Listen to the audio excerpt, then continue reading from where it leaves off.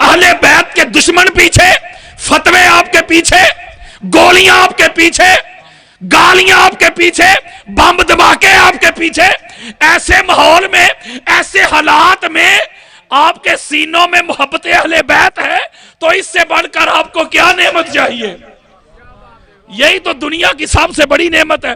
ذرا غور کریں، تدبر کریں، فکر کریں، غوطہ زنی کریں.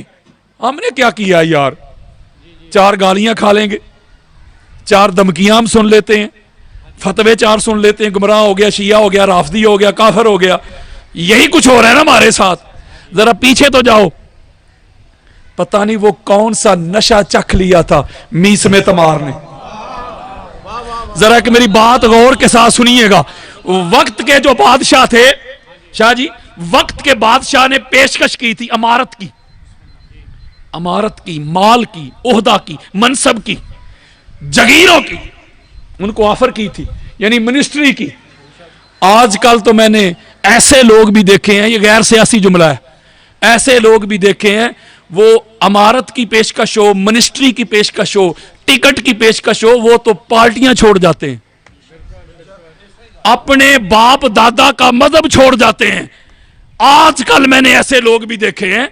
تو وہ بھی ایسے لوگ تھے کہ وقت کے بادشاہ ان کو خریدنا چاہتے تھے، مال کے ذریعے، دولت کے ذریعے، دھونس کے ذریعے، طاقت کے ذریعے، دھمکی کے ذریعے. پتہ نہیں وہ کون سا نشہ چکھ لیا تھا میس میں تمار نے، وہ کون سا راز پا لیا تھا عمار ابن یاسر نے، وہ کون سی حقیقت جان لی تھی حجر ابن عدی نے، حضرت مقداد نے، حضرت سلمان نے، حضرت بلال نے. انہوں نے اہل بیت کی محبت میں گردنیں تو کٹوا دی، جلا وطنی تو قبول کر لی، بہن بھائی تو چھوڑ دی، اولاد تو چھوڑ دی، پھانسیوں پہ چڑھ کے جھولے تو لے لیے، لیکن علی علی کرنا نہیں چھوڑا. نعرہ تکبیر، نعرہ رسالت، کل ایمان نعرہ حیدری. ہم نے کیا کیا ہے یار؟ جب امام نسائی نے یہ منظر دیکھا، بنو امیہ کا دور تھا، امام نسائی ہماری اہل سنت کی جو سیاہ ستہ جس کو کہا جاتا ہے نا 6 معتبر کتابیں مانی جاتی ہیں، ان میں ان کی سنن نسائی ہے. یعنی سیاہ ستہ کے خالق بتا رہا ہوں میں. اتنی بڑی شخصیت ہے، علمی شخصیت. جب انہوں نے دیکھا کہ ممبروں کے اوپر میرے مولا کو سب شتم ہو رہا ہے، ام المومنین حضرت ام سلمہ رضی اللہ تعالی عنہ، ہماری اماں جان، پتہ نہیں مولوی کو ہے ماں کیوں نظر نہیں آتی؟ بتاؤ کیوں نظر نہیں آتی ہے ماں؟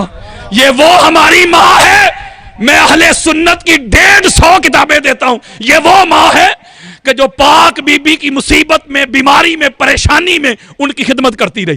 ماں ہونے کا حق ادا کر دیا ام سلمہ نے. اور پاک بی بی خدیجہ الکبریٰ صلوات اللہ علیہا کے بعد جن کو پاک بی بی ماں کہہ کے بلاتی تھی نا، وہ حضرت ام سلمہ تھی. اور یہ وہ ہماری ماں ہے، یہ وہ ہماری ماں ہے جن کو حضور علیہ السلام نے کربلا مولا کی وہ مٹی دی تھی جو جبریل امین لے کے آئے تھے.